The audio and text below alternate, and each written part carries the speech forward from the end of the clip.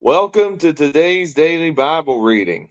And today we'll be continuing the book of 2 Samuel by reading chapters 20 to 22. And there happened to be there a rebel whose name was Sheba, the son of Bichri, a Benjamite.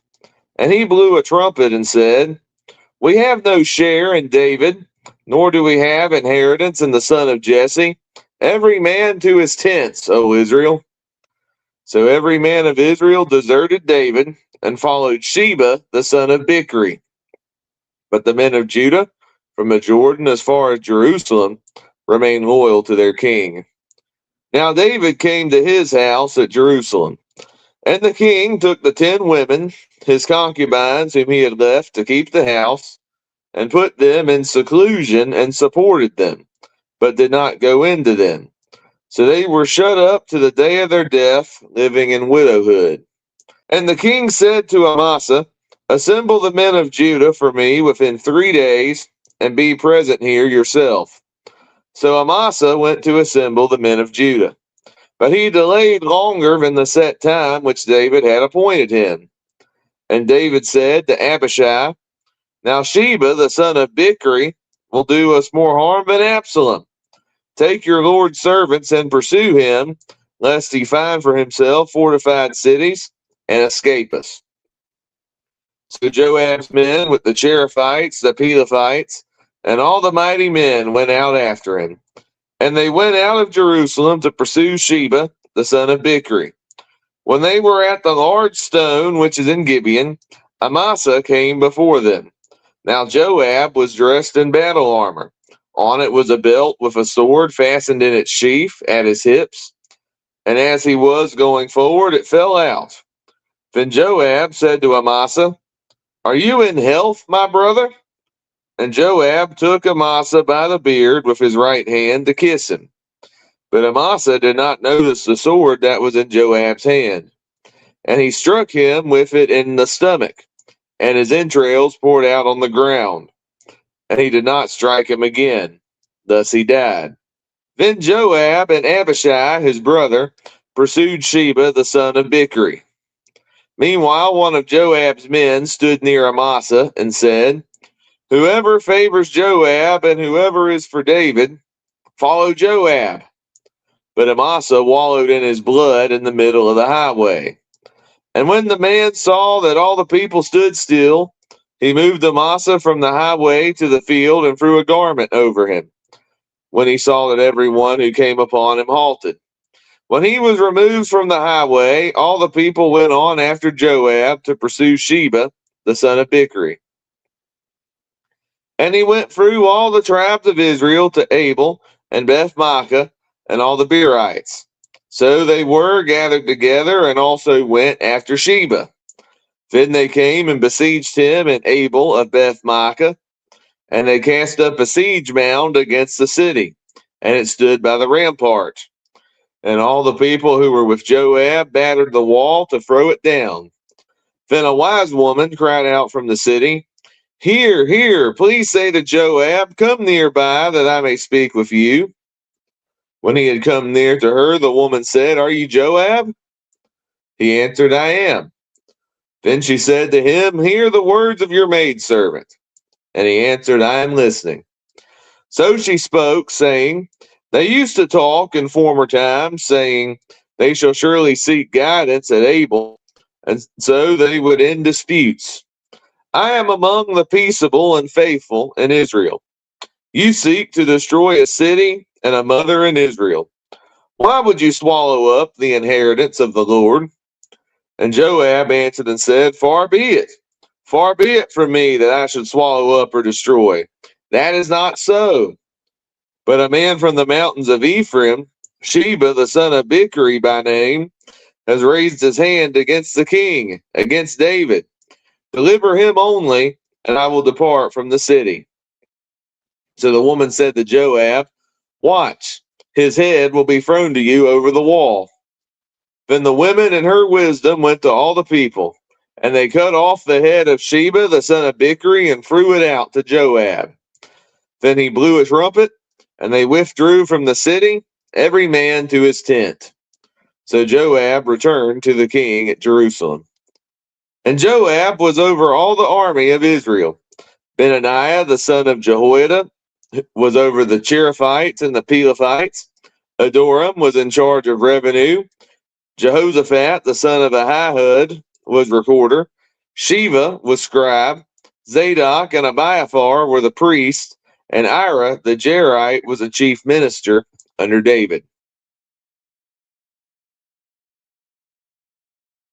Now there was a famine in the days of David for 3 years, year after year. And David inquired of the Lord.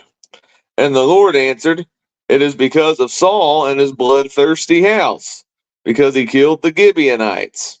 So the king called the Gibeonites and spoke to them. Now the Gibeonites were not of the children of Israel, but of the remnant of the Amorites. The children of Israel had sworn protection to them, but Saul had sought to kill them in his zeal for the children of Israel and Judah. Therefore David said to the Gibeonites, "What shall I do for you? And with what shall I make atonement, that you may bless the inheritance of the Lord?"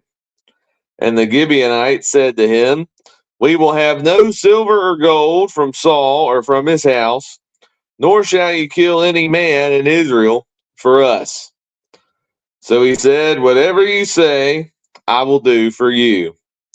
Then they answered the king, "As for the man who consumed us and plotted against us, that we should be destroyed from remaining in any of the territories of Israel, let 7 men of his descendants be delivered to us, and we will hang them before the Lord in Gibeah of Saul, whom the Lord chose." And the king said, "I will give them." But the king spared Mephibosheth, the son of Jonathan, the son of Saul, because of the Lord's oath that was between them, between David and Jonathan, the son of Saul.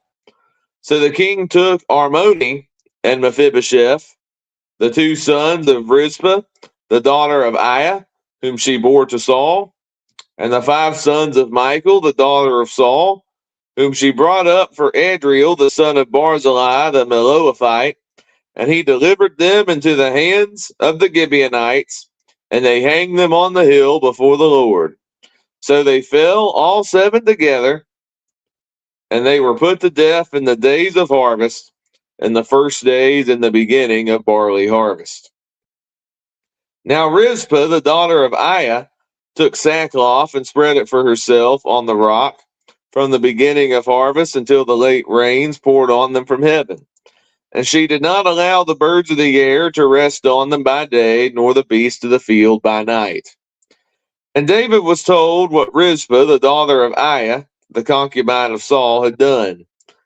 Then David went and took the bones of Saul and the bones of Jonathan, his son, from the men of Jabesh Gilead, who had stolen them from the street of Bethshan, where the Philistines had hung them up, after the Philistines had struck down Saul and Gilboa. So he brought up the bones of Saul and the bones of Jonathan his son from there, and they gathered the bones of those who had been hanged. They buried the bones of Saul and Jonathan his son in the country of Benjamin, in Zelah, in the tomb of Kish his father. So they performed all that the king commanded. And after that, God heeded the prayer for the land. When the Philistines were at war again with Israel, David and his servants with him went down and fought against the Philistines, and David grew faint. Then Ishbi-Benob, who was one of the sons of the giant, the weight of whose bronze spear was 300 shekels, who was bearing a new sword, thought he could kill David. But Abishai, the son of Zeruiah, came to his aid and struck the Philistine and killed him. Then the men of David swore to him, saying, "You shall go out no more with us to battle, lest you quench the lamp of Israel." Now it happened afterward that there was again a battle with the Philistines at Gob. Then Sibbecai the Hushathite killed Saph, who was one of the sons of the giant. Again there was war at Gob with the Philistines, where Elhanan, the son of Jair Oregim, the Bethlehemite, killed the brother of Goliath the Gittite, the shaft of whose spear was like a weaver's beam. Yet again there was war at Gath, where there was a man of great stature, who had 6 fingers on each hand and 6 toes on each foot, 24 in number. And he also was born to the giant.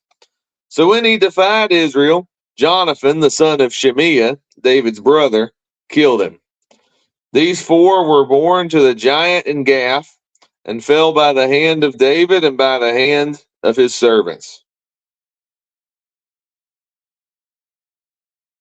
Then David spoke to the Lord the words of this song on the day when the Lord had delivered him from the hand of all his enemies and from the hand of Saul.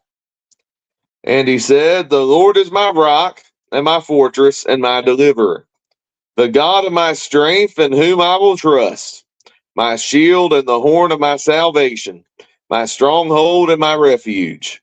My Savior, you save me from violence.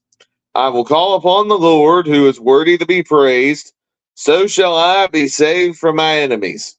When the waves of death surrounded me, the floods of ungodliness made me afraid. The sorrows of Sheol surrounded me. The snares of death confronted me. In my distress I called upon the Lord and cried out to my God. He heard my voice from his temple, and my cry entered his ears. Then the earth shook and trembled. The foundations of heaven quaked and were shaken, because he was angry. Smoke went up from his nostrils, and devouring fire from his mouth. Coals were kindled by it. He bowed the heavens also, and came down with darkness under his feet. He rode upon a cherub and flew, and he was seen upon the wings of the wind. He made darkness canopies around him, dark waters and thick clouds of the skies. From the brightness before him, coals of fire were kindled. The Lord thundered from heaven, and the Most High uttered his voice. He sent out arrows and scattered them, lightning bolts, and he vanquished them. Then the channels of the sea were seen. The foundations of the world were uncovered at the rebuke of the Lord, at the blast of the breath of his nostrils. He sent from above, he took me, he drew me out of many waters. He delivered me from my strong enemy, from those who hated me, for they were too strong for me. They confronted me in the day of my calamity, but the Lord was my support. He also brought me out into a broad place. He delivered me because he delighted in me. The Lord rewarded me according to my righteousness. According to the cleanness of my hands, he has recompensed me. For I have kept the ways of the Lord, and have not wickedly departed from my God.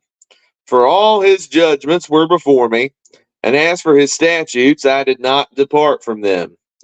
I was also blameless before him, and I kept myself from my iniquity.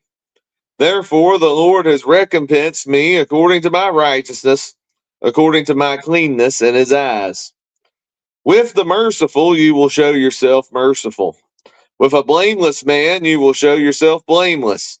With the pure you will show yourself pure. And with the devious you will show yourself shrewd. You will save the humble people, but your eyes are on the haughty, that you may bring them down. For you are my lamp, O Lord. The Lord shall enlighten my darkness. For by you I can run against a troop. By my God I can leap over a wall. As for God, his way is perfect. The word of the Lord is proven. He is a shield to all who put their trust in him. For who is God except the Lord? And who is a rock except our God? God is my strength and power, and he makes my way perfect. He makes my feet like the feet of deer, and sets me on my high places.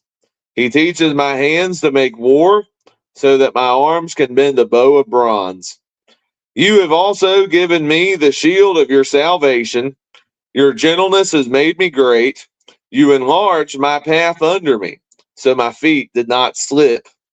I have pursued my enemies and destroyed them. Neither did I turn back again till they were destroyed.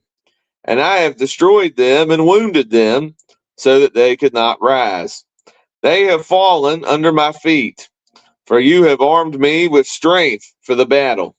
You have subdued under me those who rose against me. You have also given me the necks of my enemies, so that I destroyed those who hated me. They looked, but there was none to save, even to the Lord, but he did not answer them. Then I beat them as fine as the dust of the earth. I trod them like dirt in the streets, and I spread them out. You have also delivered me from the strivings of my people. You have kept me as the head of the nations. A people I have not known shall serve me. The foreigners submit to me. As soon as they hear, they obey me. The foreigners fade away and come frightened from their hideouts. The Lord lives. Blessed be my rock. Let God be exalted, the rock of my salvation. It is God who avenges me and subdues the peoples under me. He delivers me from my enemies.